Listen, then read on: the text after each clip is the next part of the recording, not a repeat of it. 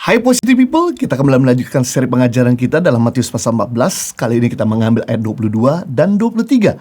Sesudah itu Yesus segera memerintahkan murid-muridnya naik ke perahu dan mendahuluinya ke seberang. Sementara itu ia menyuruh orang banyak pulang. Dan setelah orang banyak itu disuruhnya pulang, Yesus naik ke atas bukit untuk berdoa seorang diri. Ketika hari sudah malam, ia sendiri di situ.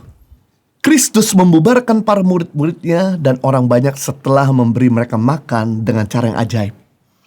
Ia memerintahkan murid-muridnya naik ke perahu dan mendahului ke seberang. Kenapa Yesus membubarkan dengan agak tergesa-gesa? Karena dalam kitab Yohanes memberikan alasan yang sangat jelas. Karena orang banyak itu ingin mengangkat Yesus sebagai raja. Dalam Yohanes pasal 6 ayat 15. Karena itu Yesus segera mengusir mereka, menghindari hal ini terjadi karena belum waktunya Yesus untuk diangkat menjadi raja pada waktu itu. Setelah Yesus mengusir orang banyak dan menyuruh murid-muridnya pergi dengan perahu, kemudian Yesus menyingkir dan naik ke atas bukit untuk berdoa seorang diri. Jika Yesus merasa doa merupakan hal yang terpenting dalam kehidupan dan pelayanan, siapakah kita sehingga masih memandang remeh kuasa doa, pentingnya berdoa? Karena Yesus menganggap berdoa hal itu adalah yang terpenting. Itu sebabnya ia pergi ke tempat yang sunyi. Bahkan ia sendirian cukup lama di sana. Ia berada di situ setelah makan malam sampai menjelang pagi, yaitu kira-kira jam 3 malam. Sekalipun sebenarnya masih banyak orang yang harus dia layani, kadang-kadang ia memilih untuk berada di tempat sendiri agar bisa mengambil waktu dengan Bapa. Hal ini memberi teladan kepada kita semua bahwa orang-orang yang tidak suka berdoa sendirian bukan merupakan pengikut Kristus, tapi orang-orang yang suka berdoa adalah contoh pengikut Kristus yang the best. Mereka akan menikmati kesendirian mereka, walaupun tidak ada orang yang diajak bisa bicara dan bersenang-senang, karena ada Allah dan hati nurani mereka sendiri. Mereka mendengarkan Tuhan dan Tuhan berbicara kepada mereka. Sama seperti kita waktu berjumpa dengan orang di ruang meeting atau di kafe, di mana kita bisa duduk berjam-jam mendengarkan orang bicara, di mana kita bisa berbicara berjam-jam untuk menyampaikan sesuatu yang penting kepada orang di tempat meeting ataupun di kafe. Demikian juga halnya ketika kita berdoa, mengambil waktu pribadi, kita gak akan terasa bahwa kita menikmati dalam hadiratnya. Lewat doa kita disegarkan melalui hadiratnya. Lewat doa kita dikuatkan melalui suaranya. Lewat doa kita ditolong melalui tangannya. Lewat doa kita diberkati melalui anugerahnya. Lewat doa kita bisa mengenal kehendaknya, sehingga hidup kita makin efektif, produktif, dan menyukakan hati Tuhan.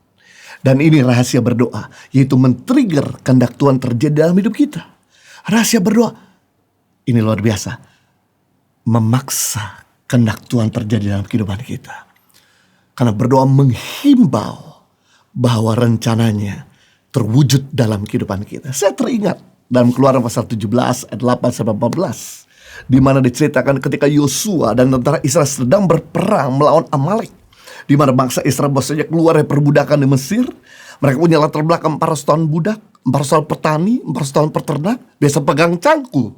Begitu mereka baru saja keluar, dan mereka melewati laut yang kering, lalu mujizat yang Tuhan lakukan terhadap Musa, di mana juga dia menikmati mana dari surga, dan kemudian harus berhadapan dengan musuh bangsa Amalek. Ini adalah musuh pertama di mana bangsa Israel berhadapan.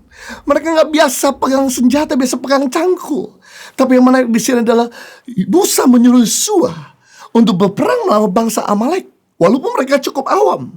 Tapi Musa naik ke bukit di daerah Rafidim, mengangkat tangan untuk berdoa. Sementara Musa mengangkat tangan untuk berdoa, maka Tuhan memberikan kemenangan kepada bangsa Israel. Ketika Musa lelah menurunkan tangannya, maka bangsa Israel kalah terhadap bangsa Amalek. Itu sebabnya kemudian Hur dan Harun menopang Musa untuk berdoa bersama-sama.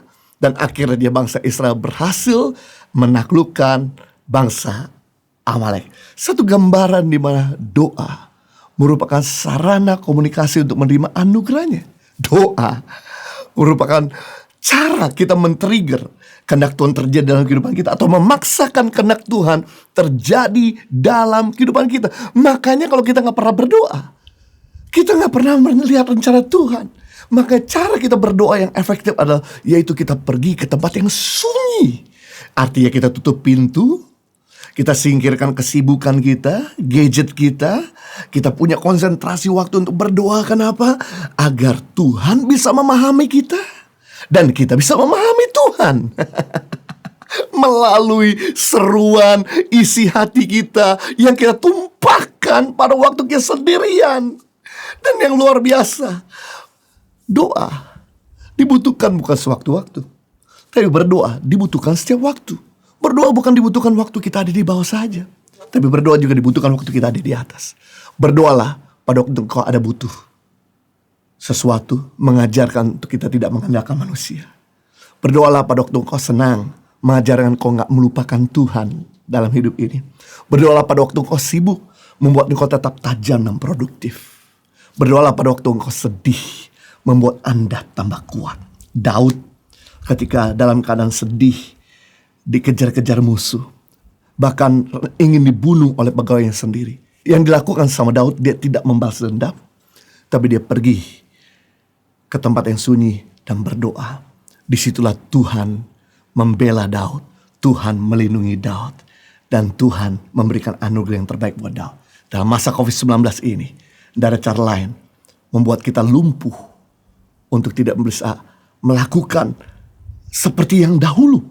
Tapi jangan lupa, Tuhan masih sediakan pada kita lutut untuk berdoa, mulut untuk berkata-kata, tangan untuk berserah. Ketika tangan kita berserah, ketika kita mulai berkata-kata kepada Tuhan dan lutut kita bertekuk lutut untuk berdoa, maka kita akan melalui masa-masa sukar ini dengan sukacita, masa-masa sedih dengan sorak-sorai. Di dalam nama Yesus terjadi. Live a better life. God bless you.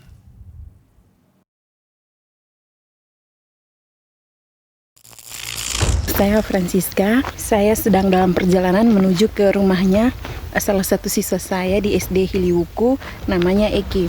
Jarak rumahnya ke sekolah sekitar 7 km dan ditempuh dengan berjalan kaki.